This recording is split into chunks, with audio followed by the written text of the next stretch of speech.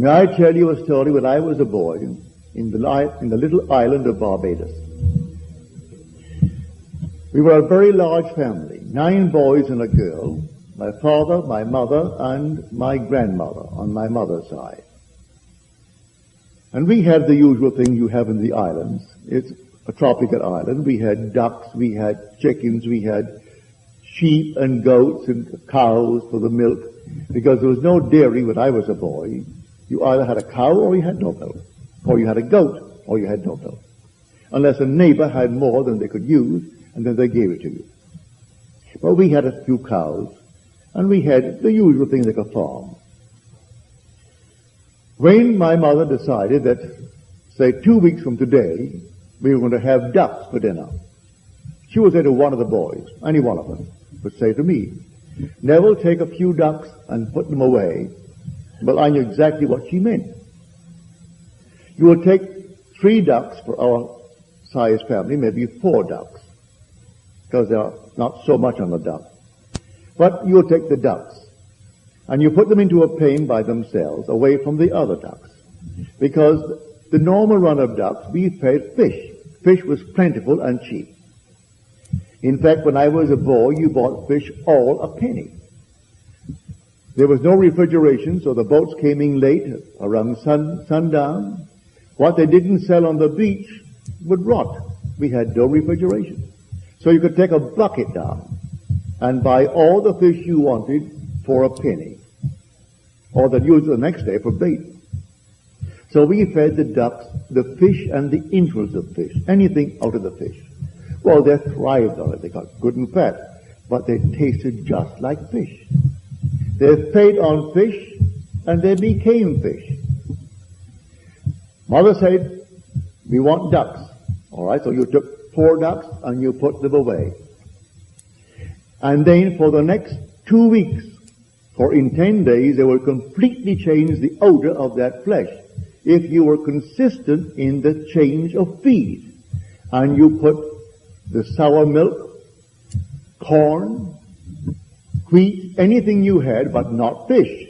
You couldn't just give them this during the day, and because fish was cheap, give them a little fish at night. You couldn't mix up the diet.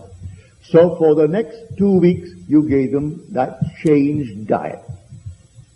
May I tell you, if you didn't, what happened? We couldn't have ducks for dinner. If I made the mistake, when Mother said to me, "I want ducks in 2 weeks," and I didn't obey her order, when I finally discovered my mistake and did it, say, a week later, well, a week was not enough. So I didn't want to confess my mistake, but the oven confessed it. And so the heads were chopped off and the ducks were all plucked and prepared, and then all of a sudden, all over the neighborhood, the Goddards were having fish for Sunday. Because you couldn't eat it. The thing, it was a duck, it looks like a duck, it is a duck, but it tasted like a fish. For it fed upon fish for the 2 weeks. Or rather, at least 1 week. It took 10 days to convert the flesh from the fish where it normally fed because it was cheap into the wheat or the corn or the milk. That was a lesson I learned. If I am going to be the vine of eternity, and I am the eternal vine, I can only grow what I feed myself mentally. What am I feeding myself morning, noon, and night? I cannot change it during the day and say, a little fish because it's cheap. What's going to happen here? This is nothing. And all of a sudden I read some stupid little thing and I react.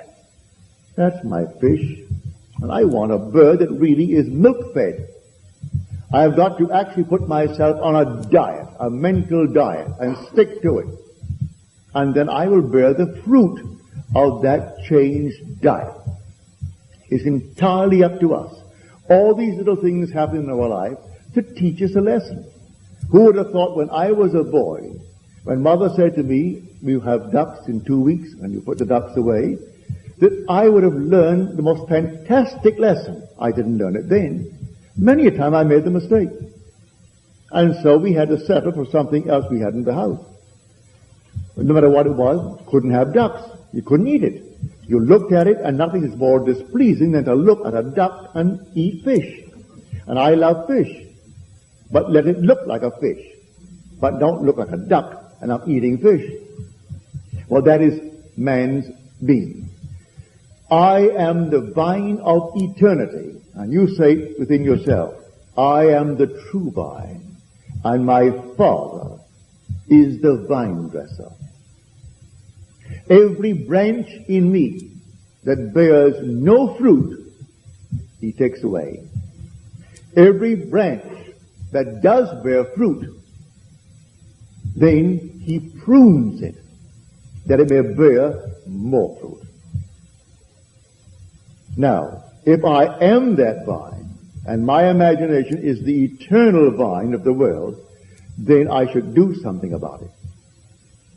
And morning, noon, and night, every moment of time, even in my dream, I prune it. Even in the dream, you get to the point, you simply start pruning, and you prune and prune. This is not bearing properly, or this is a dead wood, and you take it away. I want no part of it.